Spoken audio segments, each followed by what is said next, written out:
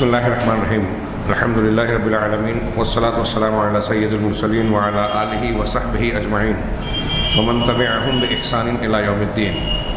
اعوذ باللہ من الشیطان الرجیم. بسم اللہ الرحمن الرحیم. قل انما الآیات عند اللہ وانما انا نذیر مبین. وقال تعالی الا ان اولیاء اللہ لا خوف علیہم ولا هم یحزنون الذین آمنوا وکانوا یتقون.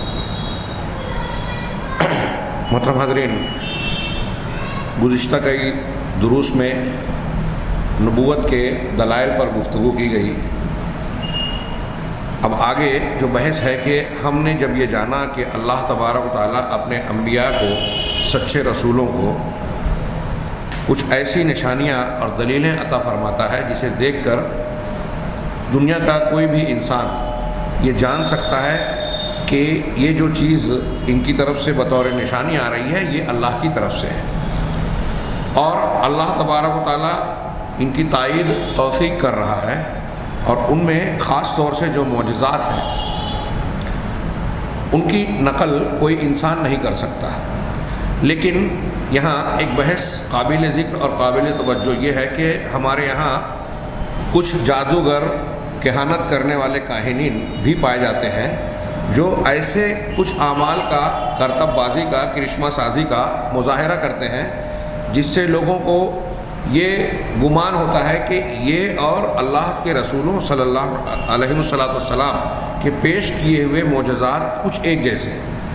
یعنی یہاں بھی جادوگروں کے کچھ اعمال یا کرتبوں میں بھی بعض ایسی چیزیں نظر آتی ہیں جو خلاف معمول یا خارق عادت کہی جاتی ہیں. تو سوال یہ ہے کہ ان دونوں میں کیا فرق ہے؟ ان دونوں میں بہت سارے فروق اہل علم نے بیان کیے. یہاں صاحب کتاب نے کچھ چیزوں کو ذکر کیا ہے جس کو اگر ہم سامنے رکھیں تو انبیاء کرام علیہ السلام کے معجزات اور آیات اور ان کے مقابلے میں جادوگروں اور کاہنوں کی، یا پھر آج کے دور میں کسی سائنسداں یا ایجاد کرنے والے کی ایجاد کی جو پیشکش ہوتی ہے ان کے درمیان آسانی سے فرق کر سکتے ہیں. سب سے پہلی چیز نمبر ایک انہوں نے یہ بتایا اس فرق کو واضح کرتے ہوئے کہ انبیاء کرام علیہ السلام کی جو خبریں ہیں وہ اس میں کوئی غلطی یا مخالفت نہیں ہوتی. ایک بات اگر سچے رسول نے بیان کی ہے کہ ایسا ایسا ہوگا، یا کسی چیز کے بارے میں بتایا کہ فلاں فلاں چیز ایسی ہے یا ایسا واقعہ ہو چکا ہے، جو بھی خبر پیغمبر نے دی ہے، بیان کی ہے، اس میں کبھی کوئی بات غلط نہیں ہوتی، وہ 100% صحیح ہوتی ہے. اس سے پہلے پیشین گوئیوں کے باب میں اس کی کچھ مثالیں گزر چکی کہ مخالف حالات میں بھی، ایسے حالات میں بھی جب نبی ایک بات کہہ رہا ہے اور اس بات کے ہونے کا امکان مادی اور ظاہری اعتبار سے بالکل نظر نہیں آ رہا ہے. غزوہ خندق میں خندق کھود رہے ہیں مدینہ میں مسلمان اپنے دفاع کی کوشش کے لیے، اور ظاہری اور مادی پرسی کا حال یہ ہے کہ بھوک کی وجہ سے صحابہ کرام اور خود نبی کریم صلی اللہ علیہ وسلم کے شکم پر، آپ کے پیٹ پر پتھر بندھے ہوئے، اور آپ اس وقت کدال مارتے ہوئے یہ کہہ رہے ہیں کہ میری مسلمان قوم جو ہے فلاں فلاں فلاں ملک کو فتح کرے گی، یمن کا خزانہ ہمیں حاصل ہوگا، کسریٰ کے خزانے آئیں گے ہمارے پاس. اس قسم کی پیشین گوئیاں ایسے حالات میں جب اس کا کوئی امکان ظاہری طور پر نظر نہیں آ رہا ہے، اور نبی کریم صلی اللہ علیہ وسلم کی وہ باتیں بالکل درست ثابت ہوئی. اور یہ کوئی ایک بات، دو پانچ بات نہیں ہے، آپ کی حیات طیبہ میں ایسی بہت ساری باتیں ہیں. اور اس کے علاوہ دوسرے پیغمبر بھی جو سچے رسول ہوتے تھے، ہوئے ہیں، ان کی جو خبر انہوں نے بیان کی امت اور قوم کے سامنے، وہ بالکل 100%، 100% ویسے ہی ہوتی تھی جیسے انہوں نے بیان کی. اس میں غلطی کا ہونا یا کچھ چیز ہو گئی اور کچھ چیز نہیں ہوئی، ایسا نہیں ہوتا تھا. اس کے برخلاف جب یہ کاہن ہیں، نجومی لوگ، جیسے غیب کی باتیں بتاتے ہیں، کچھ لوگ بولتے ہیں نا کہ نجومیوں کی کچھ باتیں صحیح ثابت ہو جاتی ہیں، تو اس کا ایک جواب یہ بھی ہے کہ ان کی کچھ باتیں غلط ثابت ہوتی ہیں. یہی ان کے سچا نہ ہونے کی دلیل ہے.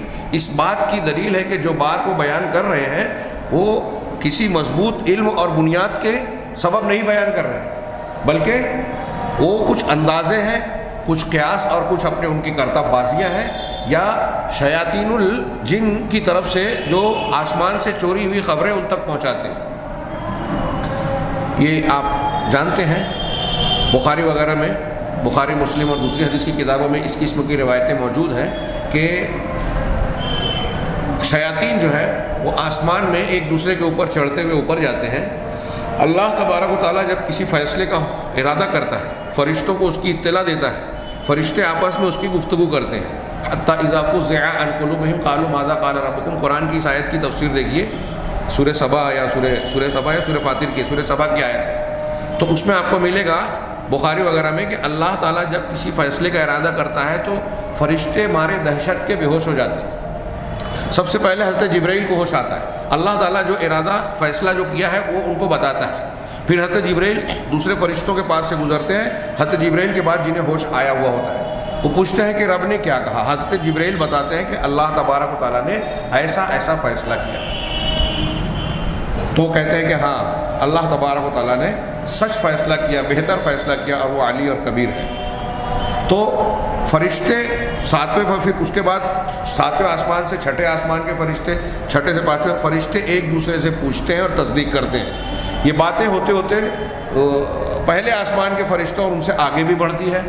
اب یہ فرشتوں میں جو بات چیت ہو رہی ہے، یہ شیاطین جو سماعت کو چرانے کے لیے، باتوں کو چرانے کے لیے آسمان کے اوپر چڑھتے ہیں، ہاں یہ ان فرشتوں سے کچھ باتیں سن لیتی ہیں. پھر اگر وہ اپنی حد سے آگے بڑھتے ہیں شیاطین، تو شہاب ثاقب جو اللہ تبارک و تعالیٰ نے جناب محمد رسول اللہ صلی اللہ علیہ وسلم کی بعثت اور قرآن کے نزول کے ساتھ متعین کر دیا کہ کوئی اگر چوری کرنے آئے گا تو اسے شہاب ثاقب ہلاک کرے گا، وہ شہاب اس شیطان کا پیچھا کرتا ہے. تو حدیث میں ہے کہ کبھی کبھی ایسا ہوتا ہے کہ ان شیاطین کو نجومیوں کاہنوں کے پاس آنے سے پہلے یہ شہاب ثاقب ہلاک کر دیتا ہے، اور کبھی ایسا ہوتا ہے کہ یہ لوگ نجومیوں تک پہنچ جاتے ہیں، اس کے بعد شہاب یا جو بھی اثرات ہوتے ہیں ان کو لاحق ہوتے ہیں.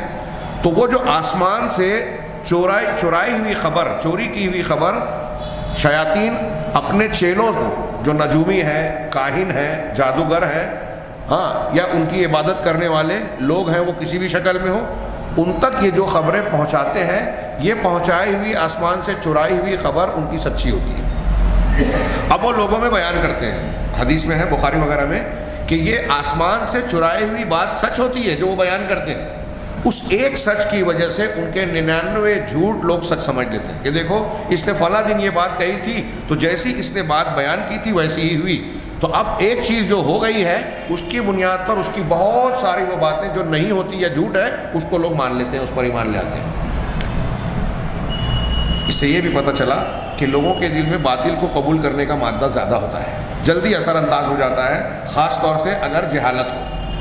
ایک سچ کو مان لے، ایک سچ کی بنیاد پہ 99 جھوٹ مان رہے ہیں، 99 جھوٹ کی بنیاد پر اس کو جھوٹا نہیں بول رہے ہیں. تو انبیاء میں اور نجومیوں میں، انبیاء میں اور جادوگروں میں ایک فرق یہ ہے کہ ان کی بتائی ہوئی، انبیاء کی بتائی ہوئی خبریں 100% صحیح ہوتی ہے، وہ کبھی مخالف نہیں ہوتی یا کبھی غلط ثابت نہیں ہوتی، جو واقعی ثابت ہے.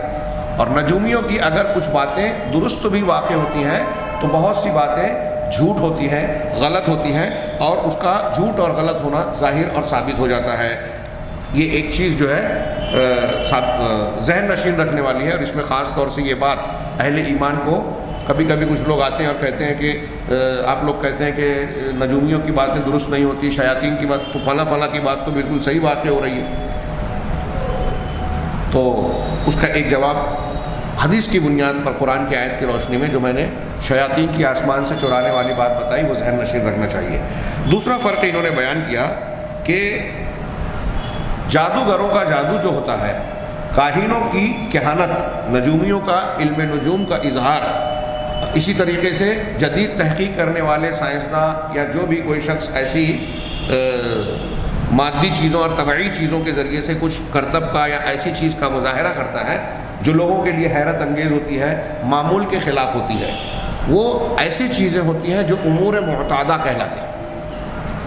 عام لوگوں کے لیے وہ حیرت کی بات ہو سکتی ہے، لیکن جب اس فن کو آدمی سیکھے گا، جانے گا، تو اس کی حیرت نہیں رہے گی، بلکہ اس کو محسوس ہوگا کہ وہ بھی سیکھ کر، مشق کر کے، ریاضت کر کے اس کام کو انجام دے سکتا ہے. ایک آدمی دیکھے گا کہ جادوگر ایک چیز کا مظاہرہ کر رہا ہے تو دوسرا آدمی بھی جادو کو سیکھ کے وہ کام کر سکتا ہے. ایک آدمی سائنٹسٹ ہے، سائنس کی بنیاد پر وہ کچھ مشینوں کو، کچھ چیزوں کو اس طرح ترتیب دے رہا ہے کہ ہمیں دکھائی دے رہا ہے کہ دروازہ آپ کو آپ بند ہو رہا ہے، کھل رہا ہے، آج ریموٹ کا دور ہے، اس لیے ہم کو اس پہ حیرت نہیں ہوتی ہے کیونکہ وہ جانکاری پھیل گئی ہے۔ ایسی کچھ چیزیں سائنس والے اگر بتاتے ہیں تو ایک دوسرا آدمی یا دوسرے لوگ سائنس کے علوم کو حاصل کر کے اپنے اندر یہ مہارت پیدا کر سکتے ہیں کہ وہ اس سائنٹسٹ نے جو کام کیا وہ یہ بھی پیش کر دے۔ تو ایسے ہی یہ ایک ضمناً ایک بات یاد رکھنی چاہیے کہ میں یہ مثال سمجھانے کے لیے بیان کر رہا ہوں کہ اگر کوئی جادو سیکھ کر وہی جادوگر کے جیسے کرتب بازی کا مظاہرہ کرنا چاہے تو کر سکتا ہے، لیکن جادو سیکھنا اور سکھانا یہ کفر ہے۔ اس سے پہلے غالباً یہ بات گزر چکی ہے اور اس کی بہت واضح دلیل ہے۔ ہاں، کچھ علوم جو حرام ہے اس میں سر فہرست جادو ہے۔ ہاں، ہاروت ماروت کے قصے میں جو سورہ بقرہ میں اللہ تبارک و تعالیٰ نے نقل فرمایا ہے، ذکر کیا ہے، اس میں آپ دیکھیے تو جادو کے سکھانے کا بھی اس میں کفر ثابت ہوتا ہے اور سیکھنے کا بھی۔ یہ علم کہانت، علم نجوم، جادو ٹونا، یہ سیکھنا سکھانا کفر کی بات ہے۔ بہرحال اگر کوئی جادوگر کسی خرق عادت یا معمول کے خلاف چیز کا مظاہرہ کرتا ہے، مقصود بتانا یہ ہے، یا کوئی کاہن کرتا ہے، تو یہ ایسے امور ہے کہ دوسرے لوگ بھی، دوسرے انسان اور جن بھی اس کو کر سکتے ہیں، مطلب لوگوں کی قدرت سے یہ باہر نہیں ہوتا۔ جبکہ انبیاء کرام علیہ السلام اور اللہ کے سچے رسول جو معجزات پیش کرتے ہیں وہ ایسے ہوتے ہیں کہ ان کا چیلنج بھی ہوتا ہے اور یہ ان کی ایسی نشانی ہوتی ہے کہ دنیا کا کوئی دوسرا انسان، کوئی جن اس کو کسب اور کوشش کے باوجود انجام نہیں دے سکتا۔ کتنی بھی محنت کر لے وہ اس کی قدرت سے، کوشش سے، اس کے عمل سے یا دائرہ قدرت سے باہر ہوگی، وہ ایسا کر کے نہیں دکھا سکتا۔ جیسے مثال کے طور پہ اللہ کے نبی صلی اللہ علیہ وسلم کا معجزہ ہے کہ آپ نے انگلی کے اشارے سے چاند کا 2 ٹکڑا کیا۔ اب کوئی جادوگر، کوئی کاہن، کوئی بڑے سے بڑا دجال، کوئی جادوگر اور آج کا کوئی سائنٹسٹ ایسا نہیں کر سکتا کہ چاند کے 2 ٹکڑے ہو جائیں۔ حضرت موسیٰ علیہ السلام کا معجزہ تھا کہ لاٹھی جو ہے، عصا، وہ اژدہے یا سانپ میں تبدیل ہو جاتی تھی۔ حضرت صالح علیہ السلام کا معجزہ یہ ہوا کہ اللہ سے دعا کرنے کے بعد پہاڑیوں کے بیچ سے ایک حاملہ، صحت مند اور حاملہ اونٹنی برآمد ہو گئی۔ یہ ان کی نشانیاں اور معجزات تھے۔ ایسا کوئی بھی انسان، کوئی بھی سائنٹسٹ، کوئی بھی جادوگر نہیں کر سکتا۔ اسی طریقے سے اللہ کے نبی صلی اللہ علیہ وسلم کے جتنے معجزات ہیں، کسی کنکری کا تسبیح بیان کرنا، ہاں، کم پانی کا بڑھنا اور تھوڑے سے کھانے کا زیادہ ہو جانا، تھوڑے سے کھانے اور تھوڑے سے پانی کی وجہ سے آپ نے دعائیں کی، ایک آدمی اور 2 آدمی جس کو کھا سکتے ہیں، یا ایک ہانڈی میں 3-4 لوگ کھا سکتے ہیں۔ پورے لشکر نے، صحابہ کرام کی پوری جماعت، غزوہ احزاب کے درمیان ایک واقعہ ہوا، جنگ سے واپسی کے درمیان ایک مرتبہ اس طرح کے واقعے ہوئے، ایسے بہت سے واقعے۔ تو انبیاء کرام حاصل کلام جو دوسرا یہ فرق بتا رہے ہیں کہ انبیاء کرام علیہ السلام نے جو معجزات اور نشانیاں پیش کی، اس کی نظیر، اس کی مثال دوسرا کوئی انسان، کوئی جن پیش نہیں کر سکتا۔ خود اللہ تبارک و تعالیٰ نے جیسا کہ قرآن کے بارے میں ارشاد فرمایا، قُلْ لَئِنِ اجْتَمَعَتِ الْإِنسُ وَالْجِنُّ عَلَىٰ أَن يَأْتُوا بِمِثْلِ هَٰذَا الْقُرْآنِ لَا يَأْتُونَ بِمِثْلِهِ وَلَوْ كَانَ بَعْضُهُمْ لِبَعْضٍ ظَهِيرًا، کہ آپ یہ کہہ دیجئے کہ اگر سارے انسان اور سارے جن اکٹھا ہو جائیں اس بات پر، سب متفق ہو کر یہ کوشش کریں کہ قرآن کے مثل کچھ آیتیں، کچھ کلام بنا کر لے آئیں، تو یہ خبر دی اللہ تعالیٰ نے قرآن میں، لا یأتون بمثلی، اس کے جیسا، اس کے مثل قرآن نہیں لا سکتے، اس کے جیسا کلام پیش نہیں کر سکتے۔ ولو کان بعضهم لبعض ظہیرا، اگرچہ کہ بعض کا یعنی ایک دوسرے کے مددگار ہو جائیں، ایک دوسرے کے معاون و مددگار ہو کر بھی قرآن کے جیسا کلام نہیں پیش کر سکتے۔ یہ خبر بھی تھی، چیلنج بھی تھا، جیسا کہ اس پر تفصیل سے بات گزری۔ تو یہ چیز اللہ تبارک و تعالیٰ کے دی ہوئی، انبیاء کو دی ہوئی ہر نشانی اور ہر معجزے میں پائی جائے گی کہ دوسرے انسان اور جن اس کو پیش کرنے سے، اس کی نظیر لانے سے عاجز ہوں گے، اور اسی لیے اس کو معجزہ کہا جاتا ہے۔ معجزہ کا مطلب عاجز کر دینے والی چیز۔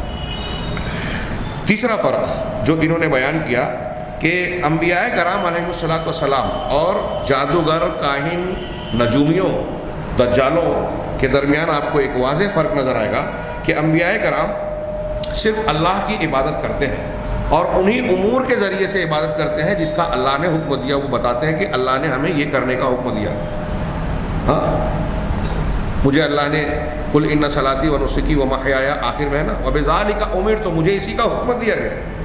ہاں انا اعطیناک الکوثر فصل لربک وانحر ان شانئک هو الابتر. اللہ نے حکم دیا کہ نماز پڑھیے اپنے رب کے لیے اور قربانی کیجیے. تو جن جن چیزوں کا اللہ نے حکم دیا ہے، جو جو چیز اختیار کرنے کی تعلیم اللہ کی طرف سے ملی ہے، انبیاء کرام علیہم الصلاۃ والسلام اس پر عمل کرتے ہیں، اس پر ایمان رکھتے ہیں اور اس کے آگے اپنے آپ کو جھکا دیتے ہیں. حضرت ابراہیم کی زندگی کو ہم ہمیشہ پڑھتے ہیں، دہراتے ہیں کہ اللہ نے کہا اسلم، کہ ایمان لے آؤ، مسلمان ہو جاؤ، فرما بردار بن جاؤ. قال اسلمت لرب العالمین، تو کہا کہ میں رب العالمین کے سامنے جھکتا ہوں. انبیاء کرام یہ دعویٰ نہیں کرتے کہ جو میں کر رہا ہوں اپنی طرف سے کر رہا ہوں، یہ میری طاقت ہے، یہ میرا اپنا کرتب ہے یا قدرت کا مظاہرہ ہے، بلکہ وہ اس کو ایک تو یہ اگلا فرق آ رہا ہے کہ اللہ کی طرف نسبت کرتے ہیں اور اللہ تبارک و تعالیٰ پر ایمان رکھتے ہوئے اس کے احکامات کی تابع داری کرتے ہیں. جو کچھ دوسرے انبیاء لائے ہر نبی اس کی تصدیق کرتا ہے. آمن الرسول بما انزل الیہ من ربہ والمؤمنون کل آمن باللہ وملائکتہ وکتبہ ورسلہ. یہ قرآن کی آیت ہے جو کہہ رہے ہیں سارے انبیاء، سارے مومنین ان ساری چیزوں پر ایمان لاتے ہیں جو اللہ نے نازل کیا. تو انبیاء کرام ان پر ایمان رکھتے ہیں، جبکہ اس کے مقابلے میں آپ جادوگروں کو، کاہنوں کو، اور جھوٹی نبوت کا دعویٰ کرنے والوں کو پائیں گے کہ یہ جھوٹے ہیں، یہ جھوٹ بولتے ہیں اور یہ اللہ تبارک و تعالیٰ پر خالص ایمان والے آپ کو نظر نہیں آئیں گے. ایک بہت بڑی پہچان جادوگر، ٹونا ٹٹکا کرنے والے، علم نجوم کے عادی، وہ چاہے اپنے آپ کو بظاہر ہمارے درمیان سے کچھ لوگ مسلمان نظر آتے ہیں، لیکن اس پیشے کو اختیار کرنے والے لوگ، اس کا دعویٰ کرنے والے لوگ، اگر آپ اس پر غور کریں گے تو ان کے اندر آپ کو کفر کی، شرک کی، فسق و فجور کی علامتیں نظر آئے گی. شریعت کی مخالفت واضح طور سے نظر آئے گی. آپ دیکھیں گے کہ وہ سنت اور نوافل تو دور، فرائض میں سے بھی دور نظر آئیں گے، قرآن حدیث پر عمل کرنے والے نظر نہیں آئیں گے. یہ کوئی چھوٹی بات نہیں ہے، بہت بڑا فرق ہے کہ انبیاء کرام علیہ الصلاۃ والسلام اللہ پر، تمام انبیاء کی لائی ہوئی تعلیمات پر ایمان رکھتے ہیں، سچ بولنے والے اور سچے ہوتے ہیں اور ان پر عمل کرنے والے ہوتے ہیں. اس کے برخلاف جادوگروں کے حالات اگر آپ دیکھیں گے تو وہ جھوٹے نظر آئیں گے. جھوٹے نبیوں کے دعوے دار، دعویٰ کرنے والے، جھوٹی نبوت کا دعویٰ کرنے والے جو نظر آئیں گے، ان کو آپ قدم قدم پر پائیں گے کہ دوسرے معاملات میں وہ جھوٹ بولتے ہیں، فسق و فجور سے کام لیتے ہیں. اسی طریقے سے وہ مشرک ہیں اور اللہ تعالیٰ نے جو نازل کیا ہے اگر سب کا نہیں تو آپ کچھ نہ کچھ دیکھیں گے، کچھ نہ کچھ چیزوں کا انکار کرتے ہیں، کچھ چیزوں کو وہ نہیں مانتے. یہ ایک بہت بڑا فرق ہے جادوگروں اور انبیاء برحق کے درمیان. چوتھا فرق انہوں نے بیان کیا کہ انبیاء کرام علیہ الصلاۃ والسلام جو تعلیمات اور جو چیزیں پیش کرتے ہیں، آپ اس پر غور کریں گے تو وہ انسانی فطرت کے موافق ہوتی ہے، انسان کے لیے فائدہ مند ہوتی ہے. اس کے بالمقابل دنیا میں جو بھی جادوگر یا اس قبیلے کے لوگ، علم نجوم کے جاننے والے یا انبیاء کرام علیہ الصلاۃ والسلام کی تعلیمات کے برخلاف کسی دوسری چیز کو پیش کرنے والے ہوں گے، تو آپ ان کی تعلیمات میں ایک واضح چیز یہ دیکھیں گے کہ وہ انسانی فطرت کے تقاضوں کو پورا نہیں کرتی، تقاضوں کے موافق نہیں ہے، فطرت کے موافق نہیں ہوتی. ان کی بہت ساری چیزیں آپ کے دل کو کھٹکے گی کہ یہ بات دل قبول نہیں کرتا، یہ بات فطرت کے موافق نہیں ہے.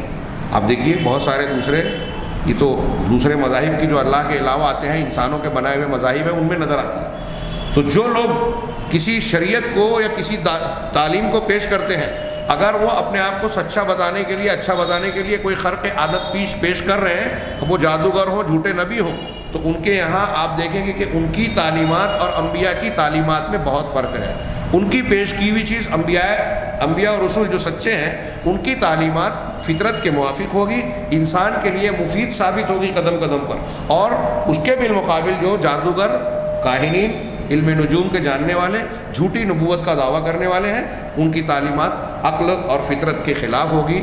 اللہ اور انبیاء کرام علیہ الصلاۃ والسلام کی جو پچھلی دلیلیں ہیں، پچھلے نبیوں کی تعلیمات ہیں، ان دلیلوں، ان کی تعلیمات سے ان کی تعلیمات اور دلیلوں میں ٹکراؤ نظر آئے گا کہ وہ جو انبیاء کہتے تھے اور جو یہ کہہ رہے ہیں، یہ دونوں ایک دوسرے کے بالکل برخلاف ہیں.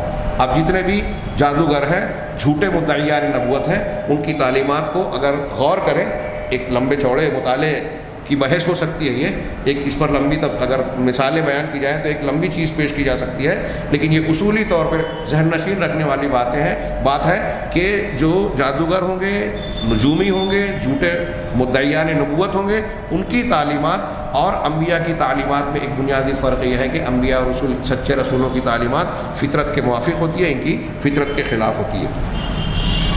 اور اتنا ہی نہیں بلکہ انبیاء، 5ویں نمبر پر انہوں نے کہا کہ انبیاء کرام علیہ السلام جو تعلیمات اور شریعت لے کر آئے ہیں ان سے انسان کی فطرت اور عقل کو کمال حاصل ہوتا ہے۔ آپ جتنا قرآن حدیث پر عمل کرتے جائیں گے اتنے اچھے انسان ہوتے جائیں گے، اتنے مکمل اور بڑے ہوتے جائیں گے۔ اب دیکھیے کہ بھائی صحابہ کرام کا درجہ ہر اعتبار سے، اخلاقی اعتبار سے، تہذیبی اعتبار سے، ہر اعتبار سے مکمل نظر آتے ہیں۔ جو جتنا شریعت پر عمل کرے گا وہ اتنا اعلیٰ، اتنا مکمل، اس کی فطرت، اس کی شخصیت اور اس کی عقل و فراست اتنی زیادہ اعلیٰ، مضبوط، مستحکم اور کامل ہوگی۔ اس کے برخلاف جادوگر، کاہن اور جو جھوٹے لوگ ہیں، جھوٹے مدعیان نبوت ہیں، وہ ایسی تعلیمات پیش کرتے ہیں کہ اگر آپ اس پر عمل کرتے ہیں، اس کو اختیار کرتے ہیں اپنی زندگی میں تو آپ کے اندر نقص ہوگا۔ دیکھنے والے یا آپ سے معاملات کرنے والے آپ سے مطمئن نہیں رہیں گے، کہیں گے کہ یہ آدمی ٹھیک نہیں ہے، اس کے اندر ایسی خرابیاں ہیں، ایسی برائیاں ہیں۔ یعنی انبیاء کی تعلیمات انسانی فطرت کو، انسانی شخصیات کو، عقل اور سوچ کو کمال کے درجے تک لے جاتی ہیں، اس کی تہذیب اور اس کی ترقی کا سبب بنتے ہیں، جبکہ جادوگروں اور جھوٹے مدعیان نبوت اور کاہنوں کی پیش کی ہوئی تعلیمات انسان کے اندر خرابیاں پیدا کرتی ہیں، فساد اور بگاڑ پیدا کرتی ہیں، اس کی عقل اور اس کی فطرت میں نقص پیدا کرتی ہیں۔ 6 نمبر پر، میں مثالیں نہیں دے رہا ہوں اس لیے کہ آگے ایک چیپٹر اور بھی ہے۔ 6 نمبر پر انہوں نے کہا کہ انبیاء کرام علیہ السلام کے معجزات جو ہیں خود ان کے اپنے افعال کی بنیاد پر حاصل نہیں ہوتے۔ بہت اچھی طرح یہ دماغ میں رکھیں۔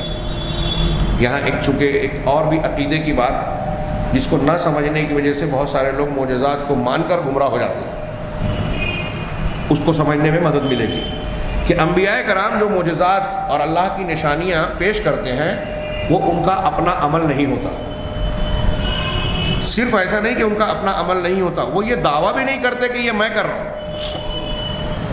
حضرت عیسیٰ علیہ السلام مردوں کو زندہ کرنا، مادرزاد نابینا کو، اپاہج کو، اندھے کو یعنی جو شفا دیتے تھے تو کیا کہتے تھے؟ قرآن نے جملہ نقل کیا، قم بإذن اللہ، اللہ کے حکم سے اٹھ کھڑے ہو، اللہ کے حکم سے کھڑے ہو۔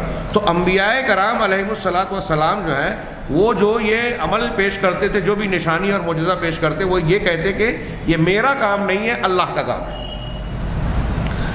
یہ ان کا عمل ہے، بلکہ اسے اللہ عز و جل نے ان کی سچائی کی علامت اور نشانی کے طور پر انجام دیا، جیسے چاند کا پھٹ جانا، لاٹھی کا سانپ کی شکل میں تبدیل ہو جانا، قرآن کا پیش کرنا، قرآن کا نزول اور کلام کا پیش کرنا، وہ غیب کی باتیں، وہ غیب کی خبریں دینا جس کا علم صرف اللہ کو ہے، ایسی غیب کی باتیں بتانا جو صرف اللہ جانتا ہے، کوئی اور نہیں جانتا۔ جیسے ہم مر گئے، مرنے کے بعد کیا ہوتا ہے، قبر کے حالات کیا ہوتے ہیں، اس کے بعد کیا ہوگا، دنیا کا، کائنات کا کوئی انسان اور کوئی جن اس کو بتا نہیں سکتا اور جان نہیں سکتا، جاننے کا کوئی ذریعہ ہی نہیں ہے، کوئی تحقیق، مشاہدہ، تجربہ، کوئی بھی چیز ایسی نہیں ہے جس کے ذریعے سے انسان ان چیزوں کے بارے میں معلومات آتی۔ ایسی بہت سی چیزیں، آخرت کی چیزیں، برزخ کی چیزیں، جنت اور جہنم، ساری ہمارے لیے غیب کی چیزیں ہیں، ان کے بارے میں اللہ تبارک و تعالیٰ اپنے انبیاء کرام علیہ السلام کے ذریعے سے بالکل سچی خبریں پہنچاتا ہے۔ اور یہ ساری چیزیں، یہ خبریں یا پھر قرآن کا کلام، قرآن کو اللہ کے کلام کے طور پر پیش کرنا، اللہ کے رسول نے یہ نہیں کہا یہ میرا کلام ہے، یہ اللہ کا کلام ہے، اللہ نے مجھ پر نازل کیا، جو مختلف آیتوں میں ہے نا، اللہ تعالیٰ کہتا ہے قل، کہیے۔ پہلی آیت جو نازل ہوئی حضرت جبریل علیہ السلام نے اللہ کے رسول کو جو پڑھایا، اقرا، پڑھیے۔ بعض علماء نے اس سے بڑا لطیف استدلال کیا اور یہ کہا کہ یہ لفظ اقرا اللہ کے رسول صلی اللہ علیہ وسلم کے رسول ہونے کی دلیل ہے۔ کیسے؟ اس طرح سے کہ اگر آپ کا میرا کوئی کلام ہو، میں اگر اپنی بات آپ کے سامنے پیش کر رہا ہوں تو میں اپنے آپ کو کہوں گا پڑھیے، یہ خطاب کا صیغہ ہے نا، میں آپ سے کہوں گا کہ آپ ایسا کیجئے، آپ کھانا کھائیے، آپ پانی پیجئے، آپ فلاں کام کر لیجئے، تو یہ کام کر لیجئے جب میں کہوں گا تو میرے سامنے کوئی ہوگا جب میں اس سے کہوں گا۔ جب یہ کلام اللہ کے نبی صلی اللہ علیہ وسلم پیش کر رہے ہیں اور اللہ کے نبی کو کہا جا رہا ہے پڑھیے، اس کا مطلب اس کلام کو کہنے والے آپ نہیں ہیں، کوئی اور ہے۔ اور جو ہے وہ کہہ رہے ہیں پڑھیے. کیا پڑھیے؟ اللہ کا کلام پڑھیے. آپ کے ذریعے سے آپ کو پڑھایا جا رہا ہے اور آپ کو دیا جا رہا ہے. اس کا مطلب یہ کہ آپ جب وحی الہی جبرائیل کے ذریعے سے پڑھیں گے تو مطلب آپ نبی ہیں. اللہ تعالیٰ اپنا کلام جس پہ نازل کرتا ہے، اپنی وحی جس پر نازل کرتا ہے، وہ نبی ہوتا ہے. تو یہ لفظ اقرا بذات خود آپ کی نبوت کی دلیل بنا. تو عرض یہ کرنا ہے کہ جہاں جہاں اللہ نے قرآن میں یہ کہا قل، ہمارے بعض دانشوران ایسے گزرے ہیں جنہوں نے یہ نئی نئی باتیں پیش کرنے کے چکر میں یہ تحقیق پیش کی کہ قرآن میں جہاں جہاں قل ہے، قل هو اللہ احد، قل اعوذ برب الفلق، قل حذف کر دینا چاہیے. جب اللہ کے رسول صلی اللہ علیہ وسلم دنیا میں تھے تب اس کی ضرورت تھی، اب اس کی ضرورت نہیں. تو لوگوں نے کہا کہ یہ ان کی جہالت ہے.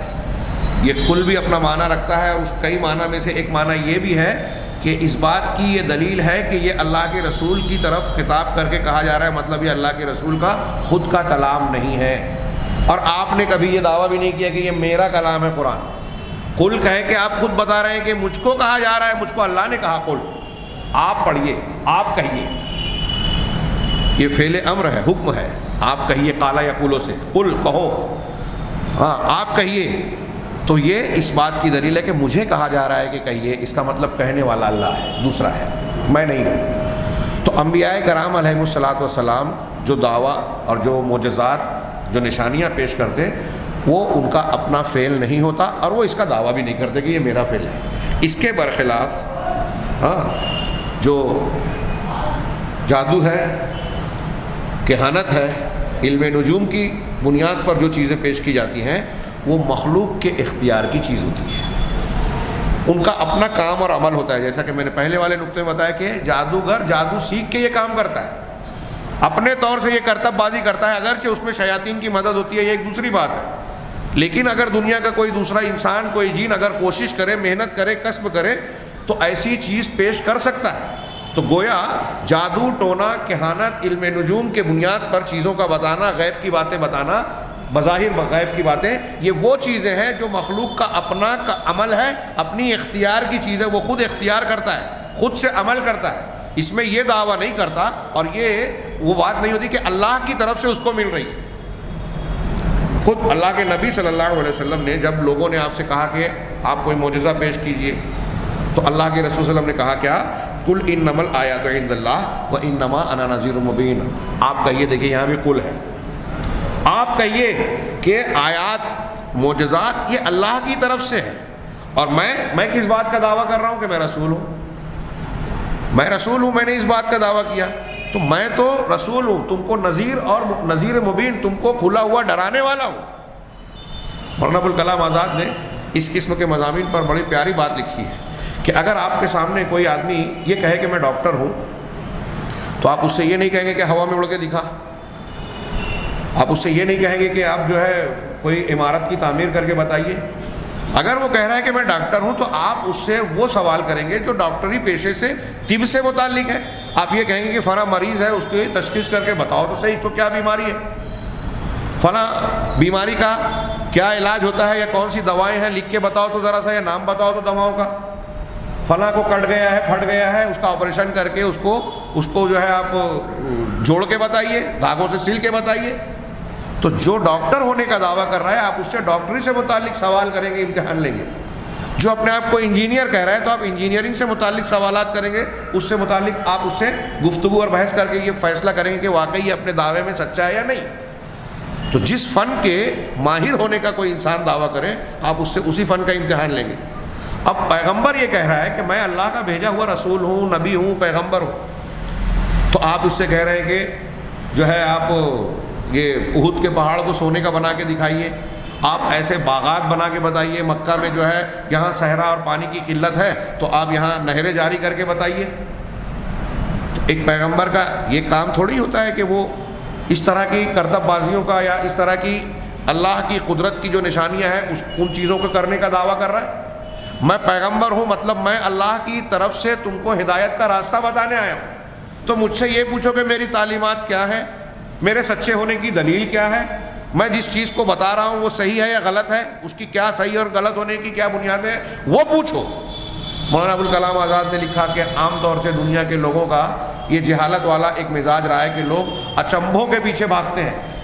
اچنبھا، حیرت انگیز چیز، تو کوئی اچنبھا دکھے اور اس کے پیچھے ہو لیے.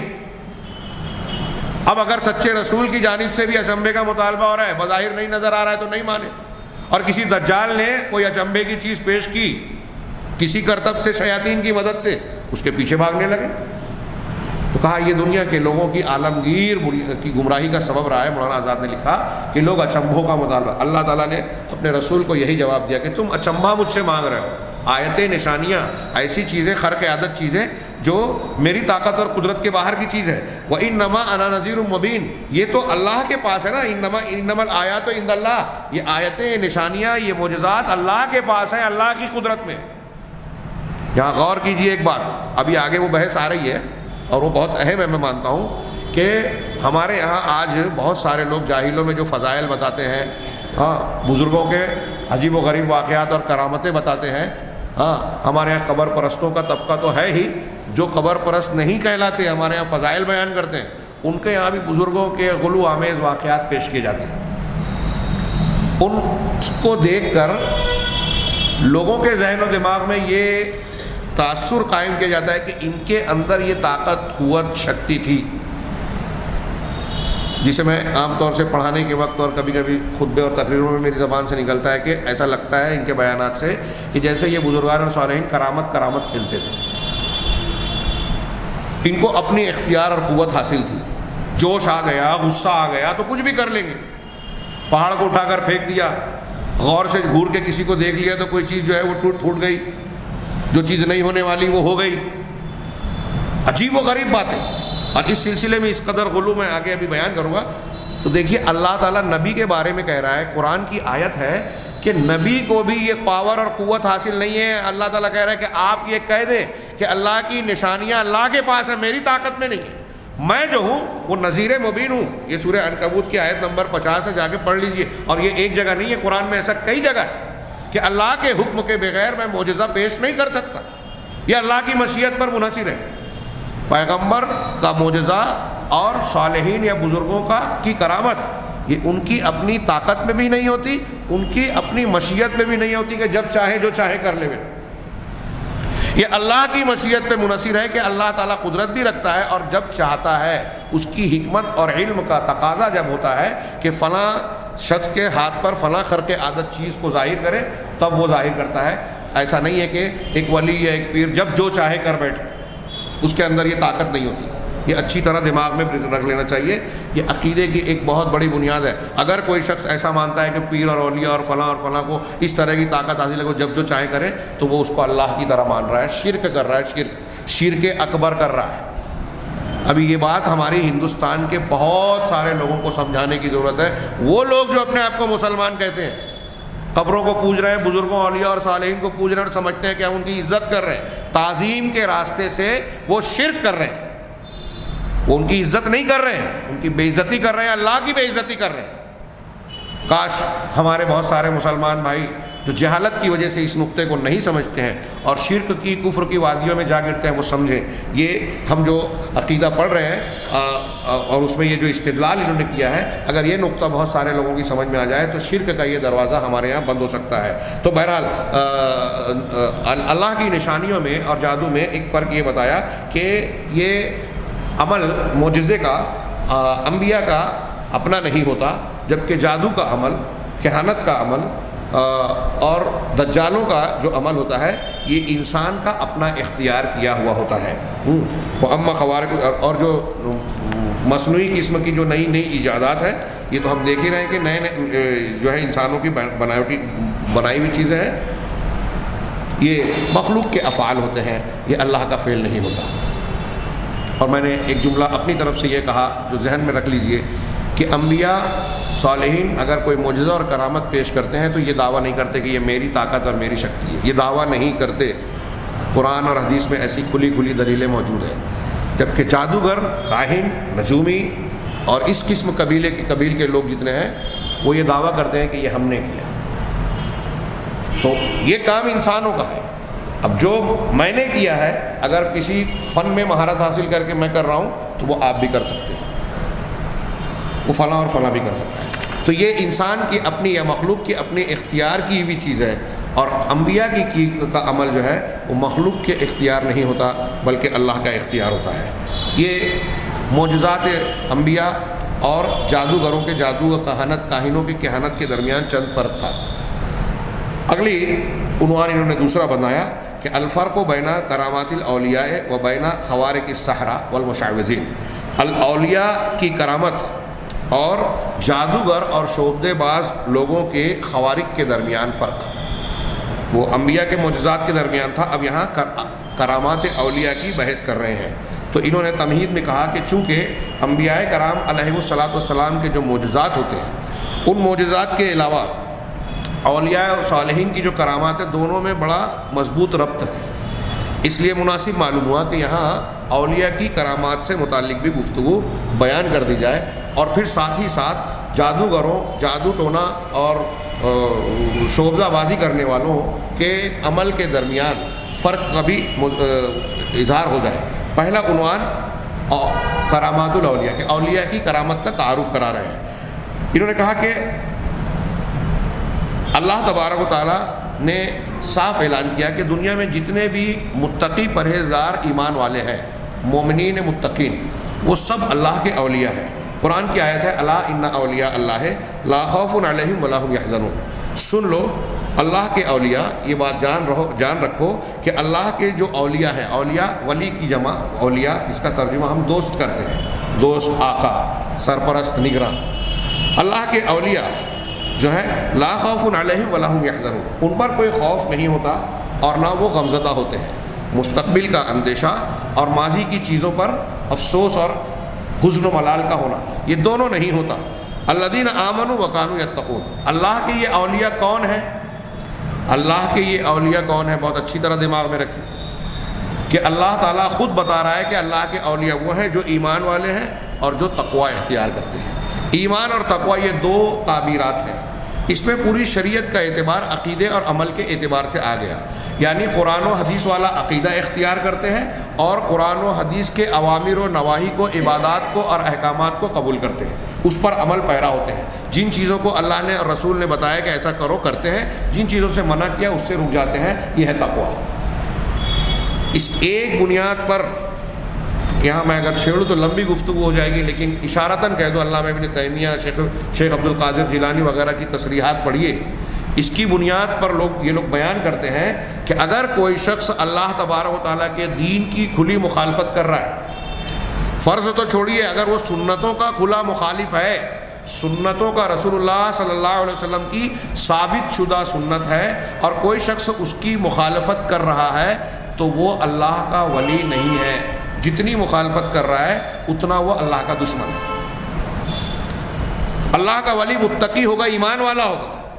اب ایک آدمی نماز نہیں پڑھتا، سنت چھوڑیے فرض بھی نہیں پڑھ رہا ہے، ہمارے ایسے کتنے الٹے سیدھے گندے میلے کچیلے بابا اور لوگ ہوتے ہیں، لوگ ان کو قطب، غوث اور فلاں کا نام دے کے ان کے پیچھے عوام کو، جاہلوں کو لگا دیتے ہیں، ان سے پھونک جھاڑ، ان کا جھوٹا کھانا، اور نہ جانے کیا کہ ہمارے محلے کو شہر میں ایک شخص تھا بازار میں سڑا گلا، اس کو معلوم نہیں کیا بنا دیا گیا، نہ کوئی نماز پڑھ رہا ہے، نہ اسلام کے طہارت اور صفائی کے احکام و آداب پر عمل کر رہا ہے، گندا نظر آ رہا ہے، پیشاب پاخانے کو صفائی نہیں کر رہا ہے، یہ شریعت کے کھلے احکامات کے واضح احکامات کی کھلی مخالفت کر رہا ہے، اور وہ اللہ کا ولی۔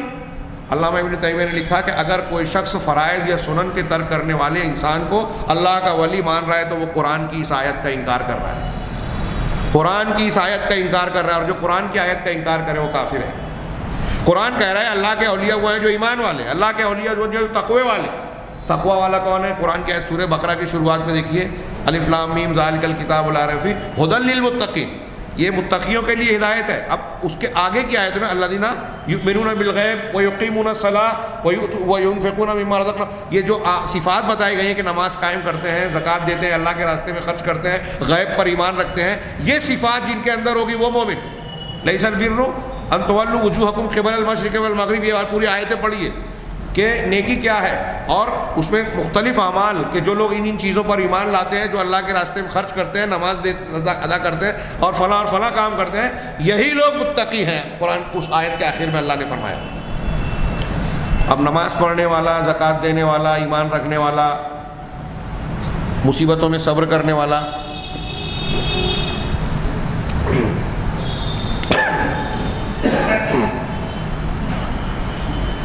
قرآن یہ کہتا ہے کہ یہ لوگ متقی ہیں، اور ہم کسی ایسے انسان کو، اور جو متقی ہے وہی ولی ہے، ہم کسی ایسے انسان کو اللہ کا ولی اور پہنچا ہوا مانے جو اللہ کے احکامات کو کھلے طور پر رونتا ہے، جس کی مخالفت کرتا ہے۔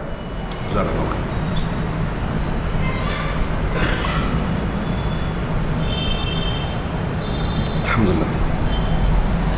تو یہ قرآن کی آیت کا انکار ہوگا، اسی لیے شیخ عبد القادر جیلانی رحمہ اللہ فرماتے ہیں اپنی کتاب غنیۃ الطالبین میں کہ جو اہل حدیث ہوگا، جو اہل سنت ہوگا، وہی اللہ کا ولی ہوگا۔ جو اہل سنت اہل حدیث نہیں ہوگا، قرآن و حدیث پر عمل کرنے والا نہیں ہوگا، وہ اللہ کا ولی ہو ہی نہیں سکتا۔ یہ انہوں نے اپنی طرف سے صرف نہیں کہی بات، یہ قرآن کی اس آیت اور ایسی بہت ساری نصوص کی بنیاد پر کہی جاتی ہے۔ تو جو ایمان والا ہے، جو متقی پرہیزگار ہے، ہر مومن تقی اللہ کا ولی ہوگا، اور ایک انسان کا ایمان اور تقوی جس درجے کا ہوگا، جس معیار کا ہوگا، وہ اتنا زیادہ اونچے درجے کا ولی ہوگا۔ اب یہ جو اللہ کے اولیاء ہیں سارے مومنین، اس سے ثابت ہوا کہ جتنے مومنین ہیں سب اللہ کے ولی ہیں۔ اب یہاں کچھ لمبی بحثیں گزرے، ایک آدمی میں اللہ کی ولایت کی بھی صفات ہو سکتی ہیں اور اللہ سے عداوت دشمنی کی بھی۔ جب ہم اللہ کی فرما برداری کر رہے ہیں، شریعت پر عمل کر رہے ہیں، تو یہ ولایت کی بات ہوئی، اور جن کاموں میں ہم اللہ کی مخالفت کر رہے ہیں اس کے احکامات کی، یہ اللہ سے عداوت کی علامت ہوئی۔ اور یہ چیز دونوں ایک انسان میں اکٹھا ہو سکتی ہیں، یہ اہل سنت والجماعت کا عقیدہ ہے، اور ایسی بہت سی دلیلیں۔ بہت سے مسلمان جو جہنم میں جائیں گے، جہنم میں جانے کے بعد وہ جہنم سے نکال کر جنت میں ڈالے جائیں گے، جہنم میں جائیں گے برائیوں کی وجہ سے، جہنم سے نکال کر پھر جنت میں ڈالے جائیں گے ایمان کی وجہ سے، یعنی ان کے اندر اللہ کی ولایت کا مادہ موجود ہے، لیکن جو مخالفت کی تھی وہ عداوت کا مادہ تھا۔ یہ میں ایک اختصار کے ساتھ، ایک لمبے چوڑے مسئلے کو میں نے اختصار کے ساتھ آپ کو اشارتاً بیان کیا۔ تو اب یہ جو اللہ تبارک و تعالیٰ کے مختلف درجات کے متقی پرہیزگار بندے ہیں، وہ سب اللہ کے اولیاء ہیں۔ لیکن اب یہاں ایک اور قابل ذکر بات جو انہوں نے بیان کی کہ اللہ تبارک و تعالیٰ اپنے تمام اولیاء پر، کچھ اولیاء پر اپنے علم اور حکمت کے تحت خرق عادت چیزوں کا مظاہرہ فرماتا ہے۔ انہیں ایسا ہو سکتا ہے کہ کچھ اولیاء، کچھ متقی پرہیزگار بندوں پر کبھی جہاں اللہ تبارک و تعالیٰ کی مشیت اور حکمت کہتی ہے، وہاں اس کے ہاتھ پر کچھ خرق عادت چیز ظاہر ہوتی ہے، جس کو ہماری اصطلاح میں بعد میں کرامت کہا جانے لگا کہ یہ کرامت ہے۔ ایسا اللہ تبارک و تعالیٰ کی مشیت سے ہوتا ہے۔ یہاں ایک بات اور قابل ذکر ہے کہ اللہ تبارک و تعالیٰ کی کرامت اپنے نیک بندوں کے ہاتھوں پر اللہ تعالیٰ جو ظاہر کرتا ہے، وہ ان کے اکرام کے لیے، کرامت کا لفظ بزرگی، شرافت، تو یہ ان کے اکرام، اللہ کی طرف سے ان کے اکرام کی چیز کی نشانی ہوتی ہے۔ ہاں، اور اس کی وجہ جو ہوتی ہے وہ رسول کی اتباع کی برکت ہوتی ہے۔ رسولوں کی اتباع کی برکت سے اللہ تعالیٰ ان کو ایک اعزاز اور عزت عطا کرتے ہوئے، اس کا اظہار کرتے ہوئے ان پر کرامت کا اظہار کرتا ہے۔ اور یہاں ایک بات یہ بھی کہ وَلَيْسَ كُلُّ وَلِيٍّ تَحْصُلُ لَهُ کرامہ، ہر ولی کے لیے ایسا ضروری نہیں ہے کہ کرامت اس کے ہاتھ پر ظاہر ہو۔ اب ہمارے یہاں ایسا سمجھا جاتا ہے کہ جو آج جاہلوں میں، قبر پرست لوگوں میں اور کچھ طبقات میں ایک مزاج بنا ہوا ہے کہ اگر کسی بزرگ کی قبر کی دکان چلانی ہے تو اس کے بارے میں خوب کرامتوں کا اظہار کرتے ہیں، چلاتے ہیں، کتابیں چھاپ دیتے ہیں، لوگوں میں بیان کرتے ہیں۔ کتنی ایسی چیزیں، ابھی ہمارے یہاں 12 ربیع الثانی جاری ہے، ہاں، اس میں کچھ لوگوں نے 11 شریف منائے شیخ عبد القادر جیلانی رحمہ اللہ کے نام پر۔ 11 کی 11 مجلسیں ہیں، اس کو تحریری شکل میں آپ پڑھیے۔ اگر آپ ایمان والے ہیں تو میرا دعویٰ ہے، توحید اگر سمجھتے ہیں تو اس کو ٹھیک سے پڑھ نہیں سکتے، آپ پڑھتے ہوئے ڈریں گے کہ اللہ کا عذاب نہ آ جائے۔ ایسی خرافات، ایسا غلو آمیز واقعہ کہ شیخ عبد القادر جیلانی کو نعوذ باللہ اللہ سے ملا دیا، اللہ سے بڑھا دیا، کہ اللہ تعالیٰ اور وہ آسمان پہ چڑھ رہے تھے، گرنے لگے، اللہ حضرت شیخ عبد القادر جیلانی نے اللہ کا ہاتھ پکڑ لیا، اسی لیے دستگیر کا نام پڑ گیا۔ انا للہ و انا الیہ راجعون۔ لوح محفوظ سے کسی کی موت کو مٹا کر زندگی لکھ دی، اس طرح کا واقعہ بھی اس میں ہے کہ ایک بچہ مر گیا تھا، اس کو پھر سے اس کی بوڑھی اور ماں کو تسلی کے لیے کھیلتے کھیلتے شیخ عبد القادر جیلانی نے ہاتھ ہلایا اور کہا کہ جاؤ وہ زندہ ہو گیا، کہا لوح محفوظ میں جو موت لکھی تھی مٹا کے زندگی لکھ دی۔ یہ کوئی قرآن و حدیث کا دیا ہوا صحیح تصور ہے؟ اس قسم کا کوئی عقیدہ رکھتا ہے تو وہ صریح شرک اکبر کا مرتکب ہو رہا ہے، اللہ کی توہین کر رہا ہے، قرآن کے خلاف جا رہا ہے، رسول کے خلاف جا رہا ہے، اور ان بزرگوں کی بھی مخالفت کر رہا ہے جن کو ماننے کا، جن کی تعظیم کا دعویٰ کر رہا ہے۔ کرامت اولیاء و صالحین کے ہاتھ پہ ظاہر ہوتی ہے، صحیح ہے، لیکن کسی آدمی کے ولی ہونے کے لیے کرامت کا ظاہر ہونا ضروری یا شرط نہیں ہے، اچھی طرح دماغ میں رکھیں۔ یہ ضروری نہیں ہے کہ اس کے ہاتھ پہ کرامت کا اظہار ہو۔ ایسے بہت سارے لوگ ہو سکتے ہیں کہ وہ اللہ کے ولی ہیں اور پہنچے ہوئے ولی ہیں، لیکن ان کے ہاتھ پہ کرامت کا اظہار نہیں ہو رہا ہے، کیونکہ اللہ کا علم اور اللہ کی مشیت کا تقاضا نہیں ہے کہ کرامت کا اظہار ہو۔ اور یہیں یہ بات بھی دماغ میں رکھنے والی ہے کہ کسی کے ہاتھ پہ اگر کرامت ظاہر ہو رہی ہے اور دوسرے کے ہاتھ پہ نہیں، تو اس کا یہ مطلب نہیں ہے کہ جس کے ہاتھ پہ کرامت کا ظہور ہوا ہے اس کا درجہ اس سے اونچا ہے جس کے ہاتھ پہ ظہور نہیں ہوا، یعنی جس پر کرامت ہوئی وہ اونچے درجے والا ہو گیا، جس پہ نہیں ہوئی وہ نیچے درجے والا، ایسا ضروری نہیں ہے۔ صحابہ کرام، میں اس کی اختصار سی دلیل، مختصر سی دلیل دوں، صحابہ کرام رضوان اللہ علیہم اجمعین کو آپ دیکھیں کہ سلف کی کتاب میں سادات الاولیاء کہا جاتا ہے، تمام اولیاء کے سردار۔ صحابہ کے بعد دنیا کا کوئی کتنا بھی نیک انسان ہو جائے، کسی بھی درجے پہ پہنچ جائے، ہوا میں اڑے پانی پہ چلے، کچھ بھی کر لے، وہ صحابہ کرام کے پیر کی دھول کے برابر نہیں پہنچ سکتا، ولایت میں، ایمان میں، تقوی میں۔ نبی کریم صلی اللہ علیہ وسلم نے کہا، صحابہ میں کہا کہ تم میں سے اگر کوئی شخص احد پہاڑ کے برابر سونا بھی خرچ کر دے تو ان کے ایک مد اور آدھے مد کو نہیں پہنچ۔ احد پہاڑ کے برابر سونا کسی کے پاس ہو نہیں سکتا، ہوگا تو خرچ نہیں کرے گا، لیکن اگر کوئی کرے تو ان کے اس درجے کو بھی نہیں پہنچے گا۔ یہ نبی کریم صلی اللہ علیہ وسلم کا فرمان ہے۔ تو کوئی صحابہ کے درجے کو نہیں پہنچ سکتا، یہ واضح ہے۔ لیکن آپ دیکھیں گے کہ صحابہ کرام میں سے بہت سارے صحابہ ایسے ہیں کہ ان کے بارے میں ہم کو یہ معلومات ہے کہ ان کی کرامتوں کا کوئی ذکر نہیں ہے۔ سارے صحابہ کرام کے ہاتھوں پہ کرامت کا اظہار نہیں ہوا، تو کیا صحابہ کا درجہ بعد کے جو اولیاء ہیں ان کے ہاتھ پہ ظاہر ہوا تو ان سے کم ہو گیا؟ سوال ہی پیدا نہیں ہوگا۔ بلکہ علامہ ابن تیمیہ رحمہ اللہ اور بعض علماء نے بیان کیا کہ آپ دیکھیں گے کہ کرامتوں کا ظہور صحابہ میں کم ہے، صحابہ کے بعد زیادہ ہے۔ یہ اللہ کی حکمت و مشیت ہے۔ اس کی ایک وجہ یہ ہے کہ صحابہ کرام کے زمانے میں، صحابہ کرام کے درمیان کرامتوں کی ضرورت کم تھی، بعد میں ضرورت پڑی، اللہ تعالیٰ نے اپنے حسب مشیت جیسی اس کی حکمت اور مشیت ہوئی اس کے مطابق اس کا اظہار کیا۔ اب یہ کچھ لوگوں کو جو ظاہر بھی ہوتی ہے تو کیوں ہوتی ہے؟ اللہ تعالیٰ کی مشیت اور اللہ تعالیٰ کی حکمت جو ہم کہہ رہے ہیں بار بار، تو کیا ہوتی ہے؟ بہت سی حکمتیں ہو سکتی ہیں، اس میں سے بعض یہ ہے کہ اس شخص کے ایمان کو مزید مضبوط کرنے کے لیے، یا اس سے متعلق لوگوں کے ایمان کو، یا اس کی کوئی ضرورت ہوتی ہے، یا پھر یہ ہوتا ہے کہ جو اولیاء اور صالحین کا مخالف اور معارض ہے، جس کو وہ دعوت و تبلیغ کا کام کر رہا ہے، یا کوئی بات، کوئی دعویٰ پیش کر رہا ہے کہ میں اللہ کی توحید کو مانتا ہوں اور ایسا، اب وہ اس کا انکار کر رہا ہے اور وہ اس کے لیے کوئی ایسی چیز پیش کر رہا ہے کہ تم ایسی کوئی دلیل پیش کرو، اب یہ دعا کرتا ہے۔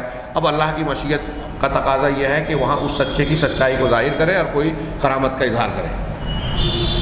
میں نے جو سنا ہے، ایک کویت کے شیخ عبد الرحمن ڈاکٹر تھے، بعد میں مبلغ ہو گئے، افریقی ممالک میں انہوں نے دعوت و تبلیغ کا کام کیا، اور لوگ کہتے ہیں، اور یہ ہوائی بات نہیں ہے، کویت میں مشہور ہے، اس کی رپورٹیں آئی ہیں کہ ان کے ہاتھوں پر کم سے کم 10 لاکھ لوگ مسلمان ہوئے، 10 لاکھ لوگ۔ تو ان کے کئی واقعات لوگ بیان کرتے ہیں، ان میں سے ایک واقعہ یہ ہے، میں یہ معارض کے جواب میں مجھے وہ بات یاد آ گئی، ایسی بہت سی چیزیں پیش کی جا سکتی ہیں۔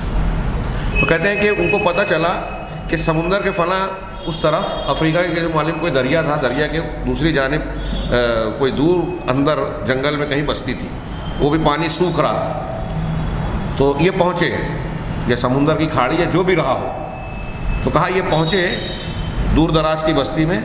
وہاں پہنچے تو وہاں پانی کی قلت اور کئی سال سے بارش بھی نہیں ہوئی تھی ٹھیک سے, معمولی سی.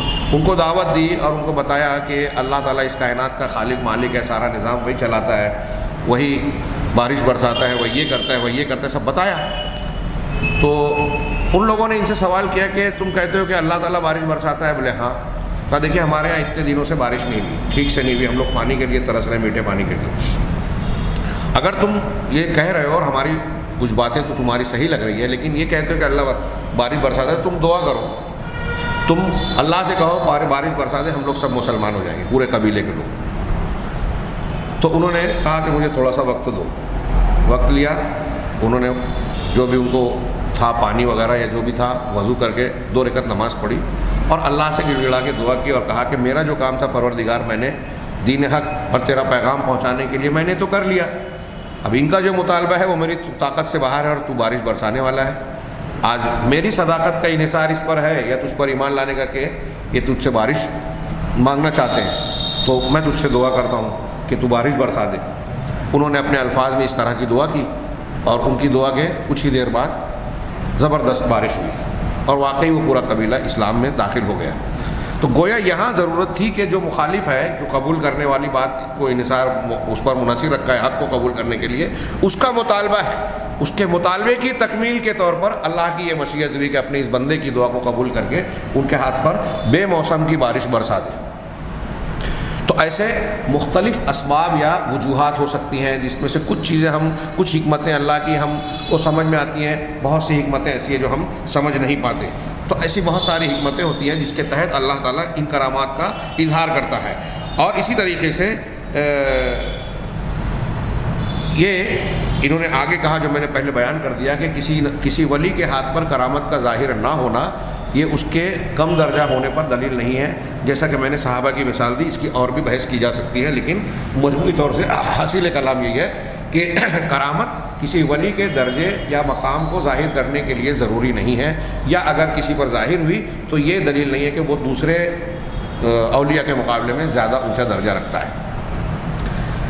اسی طرح اب یہ ایک پیراگراف آج بیان کر دوں کہ اولیاء کی کرامات حق ہے, قرآن اور حدیث سے بھی ثابت ہے, اور اہل سنت والجماعت کا جتنے بھی مسلمان ہیں سب کا اس پر اتفاق ہے کہ انبیاء کرام علیہ الصلوۃ والسلام کی کرامت ہوتی ہے. اس پر قرآن کریم کی اور سنت صحیحہ کی بھی بہت سی دلیلیں ہیں. لیکن اہل بدعت میں جو جہمیہ ہیں, معتزلہ جنہوں نے ہر دین کی بنیاد اپنی عقل پر رکھی اور نقل سے مقدم قرار دیا, یہ لوگ کرامات اولیاء کا انکار کرتے ہیں. ہمارے یہاں کچھ لوگوں میں یہ بات مشہور ہو گئی ہے کہ جماعت اہل حدیث یا مسلک اہل حدیث کے لوگ بھی کرامتوں کا انکار کرتے ہیں. یہ بالکل سراسر جھوٹ اور الزام والی بات ہے, غلط بات ہے. ہم کرامات کا انکار نہیں کرتے. کرامات کے تعلق سے اہل سنت کے جو اصول ضابطے ہیں ان ضابطوں کے درمیان کرامات کو مانتے ہیں, نہ ان کا انکار کرتے ہیں اور نہ ان کے سلسلے میں غلو اور حد سے تجاوز یا افراد کا معاملہ اختیار کرتے ہیں. یہ بہت اچھی طرح سمجھنے کی چیز ہے جو انشاءاللہ آئندہ ہفتہ بیان کر سکوں گا کہ کچھ لوگ انکار کرتے ہیں, کچھ لوگ غلو کرتے ہیں. تو بہرحال یہ جہمیہ وغیرہ جو جہمیہ اور معتزلہ انکار کرتے ہیں, انہوں نے اسی کا نام لیا. اب آپ سوچیں گے جہمیہ معتزلہ تو نہیں ہے. میں اکثر کہتا ہوں کہ اس کے اثرات آج موجود ہیں ہمارے درمیان بھی. ہمارے ہندوستان سے لے کر عالم اسلام میں ہر جگہ آپ کو اس فتنہ پرور لوگ یا فتنے کے شکار لوگ آپ کو ملیں گے جو عقلیت کو بنیاد بنا کر قرآن و حدیث کی ثابت شدہ چیزوں کو ماننے سے انکار کرتے ہیں, اس میں تشکیک پیدا کرتے ہیں. سائنس, ٹیکنالوجی اور عقلیت کی بنیاد پہ کہتے ہیں کہ کوئی غیر مسلم اگر اس پر اعتراض کرے گا تو ہم کیسے جواب دیں گے. جیسے کہ میں نے اس سے پہلے بتایا تھا کہ سر سید احمد خان صاحب نے اللہ کے رسول صلی اللہ علیہ وسلم کے واقعہ معراج, معجزات, جن, فرشتوں, ان سے متعلق ڈاکٹر ولیم میور کا اعتراضات کا جواب دینے کے لیے اپنی کتاب خطبات احمدیہ, جس کو تفسیر احمدی کہا جاتا ہے, لکھی. تو اس میں خود سر سید احمد خان نے ان چیزوں کا عقلی بنیاد پر رد کر دیا اور ان کی تعویلات کرنے کی کوشش کی. مرزا غلام احمد قادیانی ہوں, سر سید صاحب ہوں, کہتے ہیں کہ سر سید احمد خان صاحب آخر میں توبہ کر لیے تھے, اللہ اگر انہوں نے کیا اللہ کی توبہ کو قبول فرمائے. ایسے بہت سارے لوگ اور ہمارے یہاں کچھ ایسے ہیں جو قرآن حدیث کو بھی ماننے کا دعویٰ کرتے ہیں، لیکن ان کے یہاں انکار حدیث کا جراثیم پایا جاتا ہے، اور یہ عقلیت کی بنیاد پر، یا یوں کہیے کہ جو سائنس ٹیکنالوجی کے علم بردار دنیا ہے، ترقی اور ترقی یافتہ دنیا، یورپ اور امریکہ کے جو فلاسفہ ہیں، ان سے مرعوبیت اور ان کو جواب نہ دینے پانے کا خوف ہے کہ ہمارے یہاں کچھ لوگ عقل و تحقیق کے نام پہ ایسی سنتوں اور حدیثوں کو رد کرتے ہیں جس میں معجزات ہیں، کرامات کا ذکر ہے۔ ہمارے مولانا ابو العلا مودودی صاحب کو ماننے والے دیکھیے، جو جن چیزوں کو مولانا مودودی نے کہہ دیا کہ حضرت موسیٰ علیہ السلام غسل کرنے کے لیے کپڑا اتار کر جو پتھر پہ رکھے، وہ پتھر جو ہے بھاگا، یہ پیچھے پیچھے دوڑے، بخاری کی حدیث ہے، اس پر انہوں نے سوال اٹھا دیے۔ حضرت سلیمان علیہ السلام ایک رات میں اپنی تمام بیویوں کے پاس گئے، 90 یا 99، یہ کہتے ہیں عقل میں نہیں آتی۔ اور اس طرح کی اور بھی بہت سی، انشاءاللہ آئندہ دروس میں اس کی مثال دوں گا، وقت زیادہ ہو رہا ہے۔ ایسی چیزوں کی بنیاد پر معجزات اور کرامات میں شکوک و شبہات پیدا کرنا اور اس کا انکار کر دینا آج کے ہمارے زمانے میں بھی، ہمارے گرد و پیش میں بھی پایا جاتا ہے۔ انشاءاللہ اس پر تھوڑی سی بات اگلے درس میں کریں گے۔ یہاں صرف اتنا کہ یہ لوگ جو روش اختیار کرتے ہیں، جہمیہ، معتزلہ یا عقل پسند لوگ، یہ جو روش اختیار کرتے ہیں کوئی چھوٹا موٹا معاملہ نہیں ہے۔ انہوں نے کہا کہ یہ قرآن و حدیث میں جو چیز ثابت ہے اس کے انکار کرنے کے مترادف ہے، بلکہ انکار ہی ہے۔ جو لوگ کہتے ہیں کہ میں کرامت کو نہیں مانتا یا معجزات کو نہیں مانتا، خرق عادت چیزوں کو، اس کی کچھ بھی تعویل کریں، حقیقت میں وہ قرآن اور حدیث کا انکار کر رہے ہیں، جو چیز قرآن اور حدیث میں موجود ہے۔ اب دیکھیے کہ قرآن میں انہوں نے مثال دی، اشارہ کیا کہ قرآن مجید میں اصحاب کہف کا قصہ واقعہ موجود ہے سورہ کہف میں۔ اصحاب کہف انبیاء نہیں تھے، ہاں، توحید ان کا واقعہ ہے کہ توحید کو اختیار کیا، اور اس وقت کا بادشاہ جو تھا مشرک تھا، اس کے دین سے جب انحراف کیا تو انہوں نے اپنی جان بچانے کے لیے غار میں پناہ لی، اور اللہ تبارک و تعالیٰ نے ان کو کراماتی طور پر، خرق عادت طور پر ایک لمبی نیند، 300 سال کی نیند جو ہے، 300 سال سے زیادہ کی نیند دے دی۔ لمبی نیند، سو کر اٹھے، اور جب اٹھے تو انہیں احساس بھی نہیں تھا کہ ہم اتنا لمبا سوئے جیسا کہ واقعہ ہے۔ تو اب یہ اتنی لمبی نیند، 300 سال کی نیند، کیا یہ کرامت نہیں ہے؟ یہ قرآن میں موجود ہے۔ اب آپ اگر کرامت کا انکار کر رہے ہیں تو آپ قرآن کا انکار کر رہے ہیں۔ یہی نہیں، حضرت مریم علیہ السلام کا واقعہ بھی قرآن میں موجود ہے۔ کلما دخل علیہا زکریا فی المحراب وجد عندہا رزقا، جب بھی حضرت زکریا محراب میں جہاں حضرت مریم علیہ السلام عبادت کیا کرتی تھی یہ پہنچتے تو ان کے پاس رزق پاتے۔ روایتوں میں، حدیثوں میں ہے کہ یہ رزق کیا ہوتا تھا؟ بے موسم پھل۔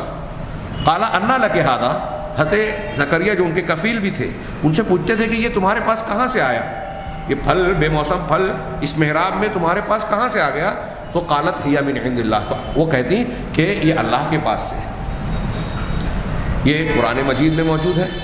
اس طرح قرآن میں اور بھی کچھ اشارے پیش کیے جا سکتے ہیں۔ ہاں، اسی طریقے سے حضرت بخاری میں ایک روایت ہے کہ حضرت اسید بن حضیر رضی اللہ تعالیٰ عنہ قرآن پڑھ رہے تھے، نماز پڑھ رہے تھے، تو فرشتے جو ہے سائے کی شکل میں ان پر سایہ فگن ہو گئے، ان کا گھوڑا بھدکنے لگا۔ بخاری میں واقعہ موجود ہے، فضائل قرآن میں دیکھیے، گھوڑا بھدکنے لگا۔ انہوں نے قرأت روک دی اور پھر جا کے رسول اللہ صلی اللہ علیہ وسلم سے تذکرہ کیا تو اللہ کے رسول نے کہا کہ یہ فرشتے تھے جو تمہاری قرأت کی وجہ سے برکت کی شکل میں نازل ہو رہے تھے، تم اگر وہ پڑھتے رہتے تو وہ قریب آ جاتا، اور اس طرح کی بات آپ صحیح بخاری کی حدیث میں پا سکتے ہیں۔ تو اسید ابن حضیر رضی اللہ تعالیٰ عنہ کی قرأت کی وجہ سے جو ہے کیا بولتے ہیں، چراغوں کی طرح آسمان سے روشنی کا اترنا، جس کو بعد میں اللہ کے رسول نے بتایا کہ فرشتے تھے۔ ایسے ہی اور بھی کئی صحابہ کرام، حضرت خبیب کا، جیسے حضرت مریم کا بے موسم پھل والا ہے، حضرت خبیب کو جب دھوکے سے لے جا کے وہ جو شار نبوی میں واقع ہوا، بیر معونہ اور بیر جو دو واقعات ہوئے تھے جن پر اللہ کے رسول نے بعد میں مہینے بھر بد دعا کی تھی داغا دینے والوں کو، تو جو ان میں سے ایک حضرت خبیب تھے، مکہ والوں نے ان کو قید کیا تھا، خباب رضی اللہ تعالیٰ عنہ کو، تو ان کو جب قید میں رکھا گیا تھا تو ان کے پاس بھی بخاری کی روایتوں میں دیکھا گیا کہ ان کے پاس قید خانے کے اندر انگور نظر آیا، جبکہ اس درمیان نہ انگور کا موسم تھا اور نہ مکہ میں اس وقت بازار میں کہیں انگور پایا جاتا تھا، لیکن ان کے قید خانے میں پایا گیا۔ ایسے اور بھی کئی سارے، حضرت عمران بن حسین کے پاس فرشتوں کا آ کے سلام کرنا، اور اس طرح کی اور بھی کئی مثالیں ہیں جن سے ثابت ہوتا ہے کہ اللہ تبارک و تعالیٰ خرق عادات چیزوں کا اپنے نیک بندوں پر جو اللہ تعالیٰ کے اولیاء ہوتے ہیں ان پر اظہار کرتا ہے۔